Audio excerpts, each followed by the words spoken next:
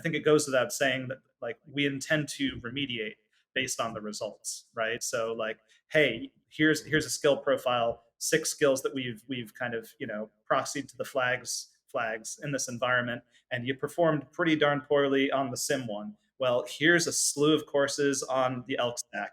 You know, go take them and try it again, right? So to actually have the complete like assessment and training ecosystem and not just one side of it, I mean, that's a big deal for us.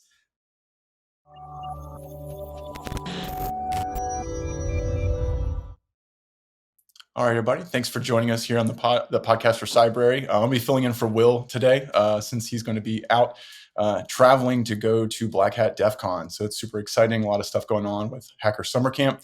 But we've got some really cool stuff to discuss today in regards to some new capabilities that are being expanded by Cybrary with our SOC assessment and our lab environment. And joining me is the super cool and super smart Ned Hinman. He'll be introducing himself. Go ahead, Ned. Yeah, thanks, Matt. Hey, yeah, Ned Hinman, product manager here at Cybrary. My second appearance on the podcast, first with Matt as host. In a very different backdrop. I don't have a wooden ship behind me. I've got my office behind me, which I think is probably better for a podcast, video based. Yeah. So, yeah. But you're absolutely right. We're going to talk about some of the new stuff that's been cooking for like 6 or 7 months now, and Nice. we're finally prepared to share some of it with the world. Very cool. Very cool. Well, yeah, thanks for the intro. So let's just jump right into it.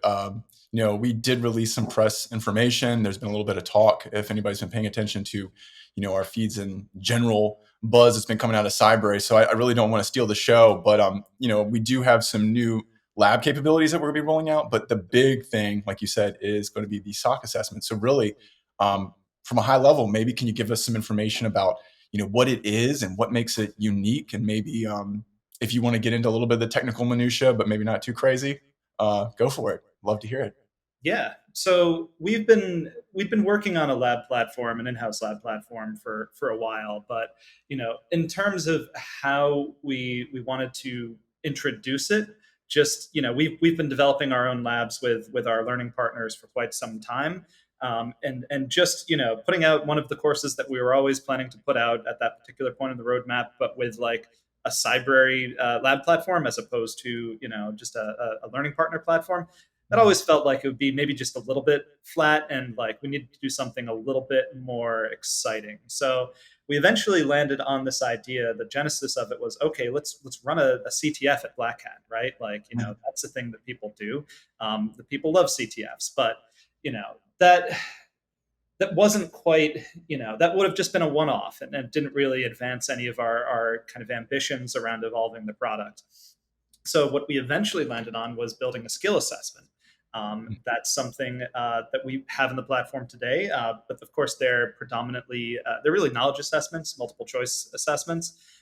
So it was actually Will's idea. How could we possibly be more ambitious around our conception of a skill assessment, and at the same time deliver a really cool proof of concept, proof of capability, really, for the lab platform. And so this, we eventually landed on, okay, like what is the most in-demand job in the security industry, the one with the most, open recs at the moment? It's going to be level 1 SOC analyst. Yeah. Yeah, definitely. So what would it take to build a really high fidelity, immersive, kind of simulation oriented assessment that relies on a live environment? And to answer that question, we actually, this is around the time that we hired Dave Maynor, our director of threat intelligence, runs the CTIG group here. So what we ended up creating was very much the intersection of our skill assessment need and kind of general objective, and his vision for what he would use in, given his experience to assess potential candidates for a SOC L1 role, or just to baseline an existing team. Like, how do we really get to the heart of proving that someone has what it takes to fill that role and run it on a day-to-day basis? Yeah, so that's a big one. That day-to-day basis skill set, and that true like boots to ground assessment. I mean, that's super big. Maybe if I didn't want to cut you off, continue. But I was going to say, I'm interested to hear more about that. I was kind of not trying to lead witness. Oh, no, please lead on. But yeah, I mean, so a lot of the there are certainly assessments out there. We're not the first ones to do this, right? But we do have the benefit of kind of learning from the best. And a couple of the traps that we felt we didn't want to fall into was speaking of leading the witness, we didn't want to lead the user for that matter. I mean, one of the trouble with some assessments, some capture the flags is like you kind of know what you're supposed to go out and find. We basically tell you what the task is, and you can infer from the question, from the task, what the answer might be. It gives you more context than I think that you get necessarily in a real world environment. So what we ended up doing was assembling on the lab platform a representative SOC stack. So we've gotten there incident response platform, a SIM, OSINT platform, and a malware analysis platform. And collectively, we really orient you around the incident response platform, which is the ticketing system. In this case, we're using the Hive, all this stuff being open source across the board. So you are very much in the life of a SOC analyst, really ostensibly in the scenario that we frame up, it's actually your first day, right? And we can certainly, the capabilities here are such that we're also going to eventually evolve this towards SOC 2. So, more advanced, tasks, different scenario. But It's your first day and you're monitoring the ticketing queue and you're going to get a ticket. It's going to be a representative example of the sort of alert that would spawn a ticket in the ticketing queue. So say, for example, the first one is it's a firewall alert. There is, something malicious was detected. Here's the JSON log file. We don't tell you much more than that. You get exactly what you would get as though you were, SOC analyst on the job. And we do give you, I guess I should step back. We do give you a wiki at the beginning with a list of standard operating procedures, which should be representative to, most SOCs, right? But given this sort of ticket that comes through, you are expected to do X, Y, and Z. So there is an element of reading comprehension to this, but that's also the real world. People are going to give you directives and you have to internalize them and act on them accordingly. And you've got to do it correctly. There's limited margin for error here, right? Otherwise, bad things happen. Yeah. So, given your SOPs, given the ticket that comes through, you're going to have to make the determination okay, what do I need to do to conduct further analysis, further research, enrich this ticket, flag it as a false positive, escalate it as a true positive. So at this point, you're going to go off into the other tools. You're going to, run search queries in your SIM. You're going to do additional research in MISP, which is the OSINT platform that we're using. And if applicable, and it won't always be the case, you might be able to go above and beyond and conduct some light malware analysis on Cuckoo. Nice. So it's very free form, it's very high fidelity. And then as you complete the ticket, you think you've gotten everything that you would be expected to document in there. You close it out, you escalate it, you do whatever it is you think is appropriate based on the directives we've given you. And at that point, I guess I should add the cool stuff is, the assessment engine in the background, the kind of puppet master C2 server that is controlling all of this, it's going to score your ticket for you. It's going to determine, did you put the things in there? Are these the values that we expected to receive here? It's give you points, and it's going to pump out another ticket. And you kind of just rinse, repeat your way through this assessment process. So that's very cool. I've been monologuing. What questions come up for you in the course of my doing this pitch? No, I mean, it's awesome. It's a lot of information. There's a lot of stuff actually that I hadn't heard prior because, I've been in my own little cave working on threat actor campaigns and stuff like that. So it's super cool to hear a lot of that stuff. The OSINT tooling, the light malware analysis. I know from talking to other people within just the information security industry and then some of the places I've worked previously that this type of thing is much, much needed. And it's something that when a lot of people come in as new SOC analysts, it's just, hey, welcome to the first day. And then they pull, the lug nut on the fire hydrant, and they just get blasted into the wall like in a cartoon, So I think that the assessment, as you all have designed it, is going to be so great for the industry as like an uptick, in the sense of, one, an assessment of real world skills, but then also, as you kind of described, like, you have your SOPs, you have your playbooks, your guides and things like that you're going to be following as, this assessor within this engagement. And it's all there, which is all true to life, right? Because, I mean, again, some of my first roles, it was, been with like red teaming and offensive security, especially red teaming. It was like, okay, well, don't do these things. And you're like, okay, well, I know the anti-patterns, right? Yep. But then when it comes to actually doing the work, you're like, is this close enough to an anti-pattern or not? And I think that is also something that's going to be a hidden kind of like diamond in the rough on that, because knowing, what you should be doing, and then knowing the way that you can really kind of dive into it and expand your capabilities and your mindset and your knowledge, like you said, with the light malware, like that stuff, to me, that sounds super interesting. And so obviously I want to kind of pull on that thread a little bit. What type of stuff will we be looking at in regards to like a passing score, or maybe what type of depth and rigor could the learner expect to really want to bring to the table? I don't want to steal the show, so please. No. I mean, that's exactly the right line of questioning. I will say, just in response to an earlier point that you raised there. I mean, what we're trying to do is build an assessment that isn't like a proxy to your ability to perform the job. We want it to build the thing itself, right? Yeah, True to life. awesome. So as to how we go about scoring you, well, can't give away too much, otherwise we're gonna. You got me. Are you over there taking notes? Yeah. I'm gonna pass this thing. Well, so the Easter egg is, if you take the time to listen to our podcast, we're going to explain to you how to blaze right through this assessment without knowing really anything in advance. But no, each ticket has we generically are calling them flags, at least for the moment, to create a bigger tent where it's basically this activity, and in the context of this assessment, it's a security ticket. But if we do something that is a little bit more pen testing oriented, it might not be a security ticket. It might be a more conventional, like CTF style flag, or something else entirely. So just adopting that nomenclature. But to the point, it's each flag is going to be it's really a compound flag, meaning there are multiple scoring opportunities within that flag.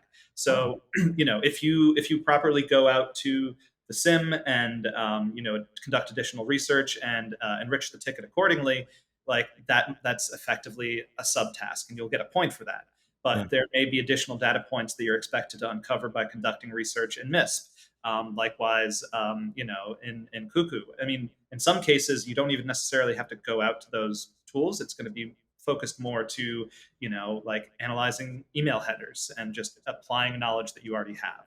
Yeah. So I'm going to go no further because, the integrity of the assessment. But being like, on each flag, you could get anywhere from no points to potentially up to 10. Right? That's a number I made up.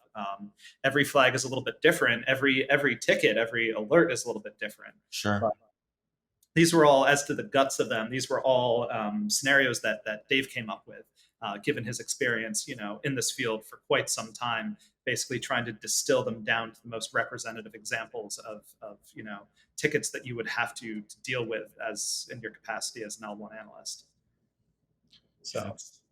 But yeah, so that's kind of the core loop of the assessment. Some other really cool things is, we're going to spend some time calibrating this thing, as we share this out with users. Of course, it might be entirely too difficult. It might be entirely too easy. I think we've managed to tune it pretty well, but certainly, you kind of have to throw it out into the world and see how people respond before you really have, I'd say, any authority on how effective and how well tuned you've got it.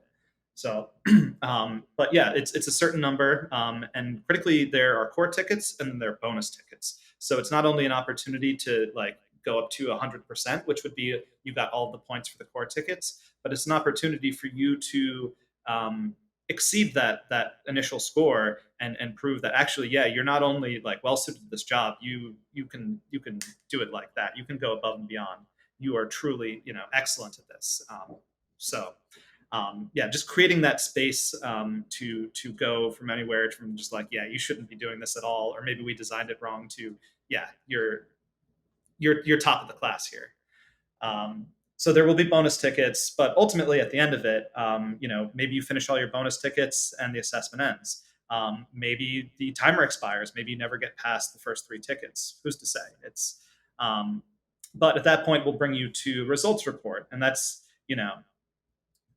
this thing will ultimately be productized in a couple directions, right? We're going to use this hopefully for hiring assessments, or we're going to use this for internal assessments. I'd love to see it just used for training purposes as well. It's kind of like a jukebox or an arcade, where if we just continue to pump it full of tickets, like, the replay value is immense. So this is a showcase of things we're trying to do, but it's not necessarily the product in itself. It's going to branch out into several products, but the reporting on it is intended to be fairly comprehensive. For the benefit of, say, an internal assessment or a hiring assessment, you, the manager, might be the one to deploy this and then get it back. And we're going to be sharing with you a couple different insights. Well, obviously the score, we've talked about that. Yeah. We've also taken the time to map each ticket to a different skill. So you'll get, a visual representation of how they perform, say, with the SIM portion of it, the threat intelligence, malware analysis, which, from a manager perspective, either hiring or, for your current team, you can start to map out strengths and areas of improvement. We've also, done the work of mapping this to industry frameworks. So MITRE ATT&CK, Defend, NIST, Nice. NSA's CACD knowledge units for the academic audience. To get a better sense of like what really went into each flag, and the skills, the knowledge, the abilities that supported, that particular activity. Yeah, that's phenomenal. I mean, that's a lot of stuff too. In regards to the frameworks, the information, the directions it can go. I know that we had talked a little bit about this prior, in regards to how this is kind of like a new thing, but to my knowledge, it's the first in the industry to really take this type of approach, and make it as interactive and beyond, kind of like what you were saying, a simple CTF, but something much more in depth, especially from the hiring perspective. I guess the question that I would have for that is, do you think that this is going to really drive that kind of mindset, organizational change for maybe larger enterprises, or maybe more impactful for small businesses, or both? I mean, I hope so, right? Like, Yeah. the objective is to get this out there and make it, as accessible as possible, right? I mean, we're trying to solve the same problems everyone else is out there trying to solve, and with all respect to our peers too. I mean, there are assessments that attempt to, and quite effectively, tackle this problem as well. I mean, I think we've just managed to synthesize a few different concepts and build it out in a way that does not look exactly like the way anyone else has done it thus far.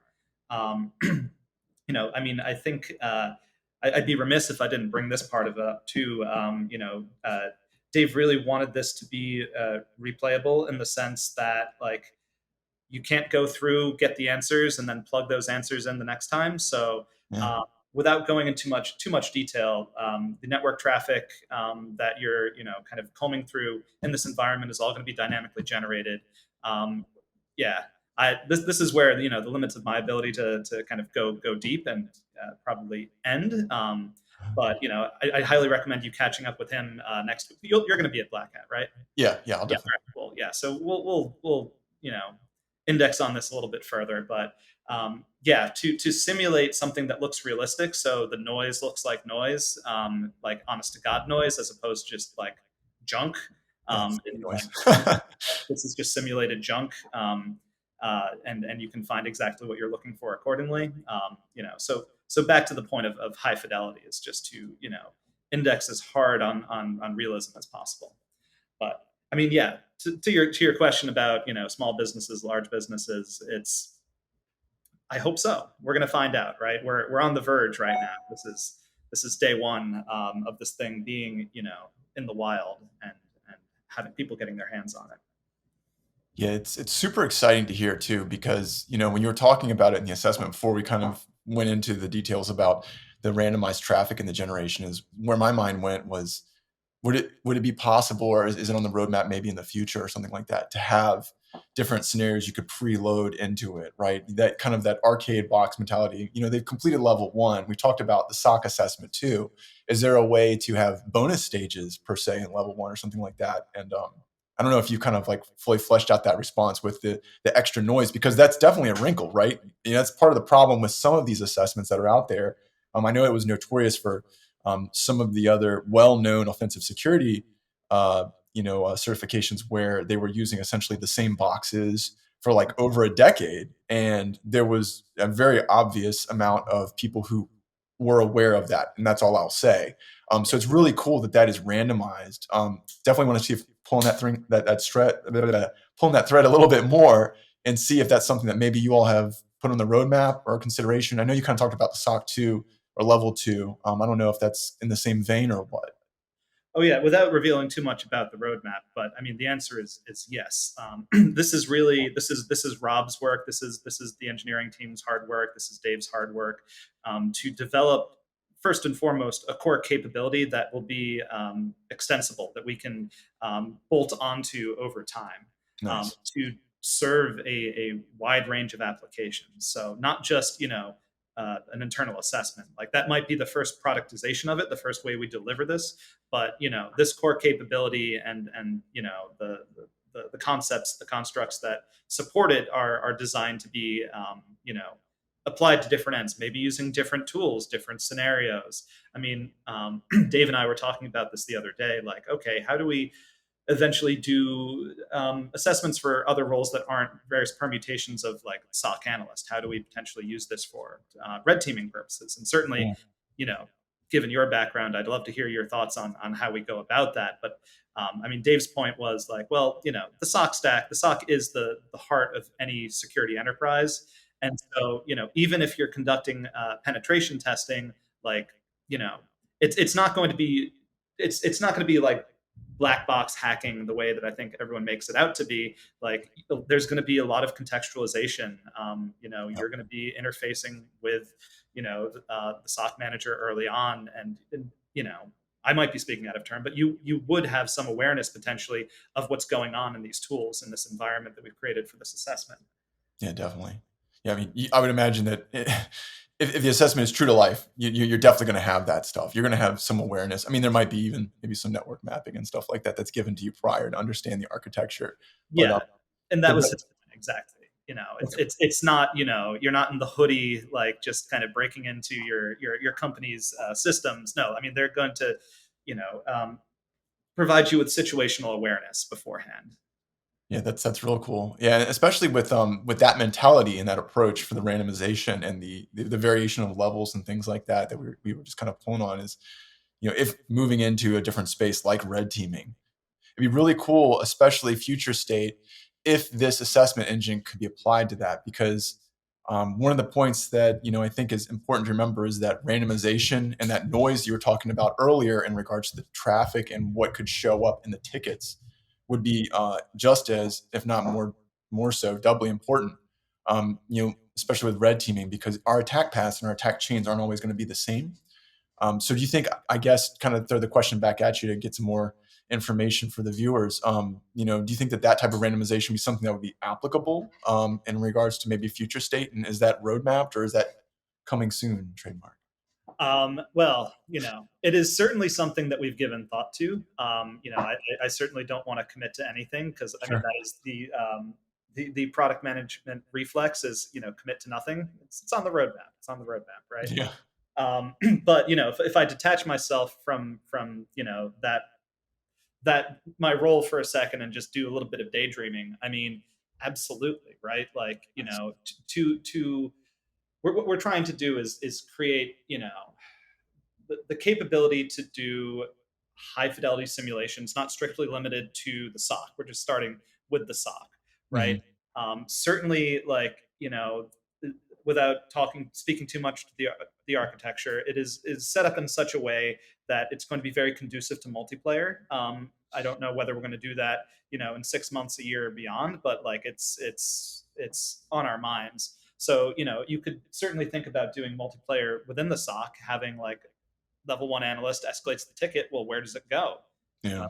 It's you could do this with your full team, and you could have your full team operating in different positions, but you could extend that to the role of red teaming as well, right? Like how many roles we fit into a simulation around the same kind of core capability is very much an open question that we're going to want to explore a whole lot more in the coming increments of time, non-specific increments of time. Yeah, I can imagine that with the complexity that goes into building something of this nature, and considering it's, we teased about it earlier, that's first, really for the industry, and first in regards to capability for hiring assessments, skill assessments, team engagement, things like that. I'm sure from just thinking about it, from my perspective, that the complexity required to build out something for a SOC analyst would be much more. There's a lot more moving parts in regards to the defensive systems that are accessible versus, hey, we've randomized the attack path within Active Directory or whatever we're going to be using, and a random GPO generated or a random Kerberostable user. That seems like a much easier randomization than creating randomized traffic and noise that would simulate a real network. Very curious. No, well, I mean, it's not exactly responding to your question. It is in part, but this was actually a very interesting thought that was kind of percolating around the genesis of this thing. Is like everyone does CTFs for for hacking, for red teaming, right? That's the root of it. Yep. Is there's a flag on this box and you have to go get it. Yep. You have to be faster than the other guy, more creative than the other guy. But and you see a lot of training solutions out there, in the market that kind of pick up that mentality, because that's the glamorous stuff. That's the hacking is sexy stuff. Um, People are it's less common that you see someone sit down and try to figure out how can we do a capture the flag for a defender, Yep. right? Because you're not really trying to capture anything, right? So how do you pick up those kind of the principles of that format and apply it to a defensive role?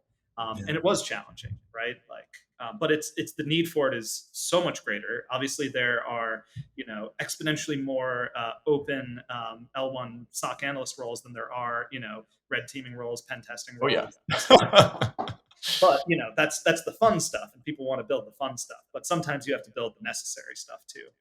Yeah, yeah, and I think also one of the points that you called out is, thinking about it back from my previous experience in the field before coming to Cybrary, I can't think of really any assessment that was defensive oriented / SOC oriented that was as real or true to life, right? And there's some of them that I've seen where it's like essentially, hey, here's this, SIEM or log aggregator, and just query the logs, and in the logs were, flag bracket, randomized hash value bracket. And like, that's not really, like you said, that's not really true to life versus getting a ticket and be like, we'll figure it out. Like that is so much more tactical, boots on the ground, doing the actual work. And like you said, there's tons of SOC analyst roles open because there's a lot of people who don't get the adequate training. They don't feel like, they have like the support, like we were talking about, and we teased out earlier. Hey, day one, let's open up the fire hose on them. Like, hey, I just got out of college. I've got my bachelor's of science in, information assurance or cybersecurity. I got my first SOC analyst role. This is great. And I think there's a meme that goes around. It's like day one, like SOC analyst, it's like baby Yoda, like 1 year in information security, and it's like Yoda, and then like 5 years in information security, and it's like, like a totally gnarlier looking character. Hey, kitty. Old Yoda, yeah. Yeah.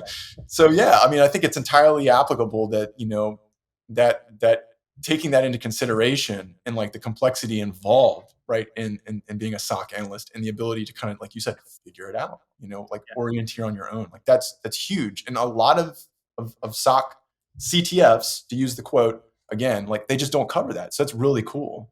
Yeah, the CTF model, like as we understand it, was not designed for defensive roles, and like Exactly. Yeah. Yeah, you can cram a flag in the sim traffic, but that's not really what you're doing in the wild. So And I mean, I'd also be remiss if I didn't mention. I mean, this is Cybrary, right? So what are we known for thus far? Well, it's the training courses. Mhm. So whether this will be part of the assessment capability on day one, not necessarily, but I think it goes without saying that like we intend to remediate based on the results, right? So like, hey, here's a skill profile, 6 skills that we've kind of proxied to the flags in this environment, and you performed pretty darn poorly on the sim one. Well, here's a slew of courses on the elk stack. Go take them and try it again, right? Yeah. So to actually have the complete like assessment and training ecosystem and not just one side of it, I mean, that's a big deal for us. Yeah, Yeah. I don't know. I feel like I've touched on or teased most of the things that I think we're prepared to talk about at this stage. I don't know. Any additional questions?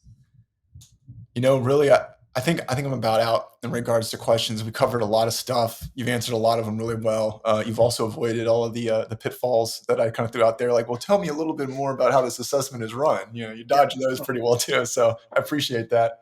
Well, I mean, I hope I did that effectively. Otherwise, they're going to be editing this pretty heavily. We disclosed, proprietary information. We weren't prepared to talk about that yet. Yeah. Well, that's great. Yeah. Well, cool. Well, yeah. Before we tempt the atmospheric pressure and weather gods further, I hear it rumbling outside where I'm at. Oh, me too. And I'm up in Boston. Where are you exactly? I'm in Virginia. You're in Virginia. So, Okay. Eastern Seaboard is lighting up right now. yeah, just well, hopefully it doesn't impact the flight. But again, Ned, I really appreciate your time, sir. I really, really appreciate you giving me the opportunity to kind of chat with you and interact with you and learn more, because there's a lot of stuff I didn't know about the assessment. I just knew it was going to be cool. And it'll be done when it's done. Trademark. I mean, honestly, that's all you need to know. It's cool and it'll be done when it's done. Like, yeah, exactly. I stand by that. That is the tagline. Yeah. Truth be told. All right. Well, hey, I appreciate it, sir. Thanks so much again. And, we'll have some more conversations, I'm sure, in the future in regards to this capability as it rolls out. And if anybody is going to be at Black Hat or DEF CON, please come by the booth. Please come by and say hi. I'll be down there the last day of Black Hat Talks, I believe, at the booth assisting Chloe with some of the resume stuff. So even if you don't need it, just come by and say, hey, I'd love to chit chat. And again, thanks. Yeah. See you next week. Cheers.